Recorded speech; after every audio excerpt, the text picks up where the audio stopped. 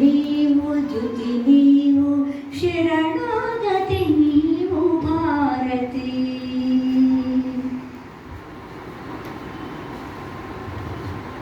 నీ పదములొత్తిన పదము ఏ పదము నిత్య కైవల్య పదము.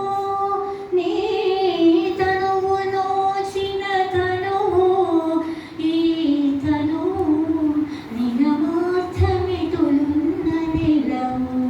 కోరిన మిగిలిన కోరికేది నిన్ను కొనియాడు కృతుల పెన్నిధి తప్ప.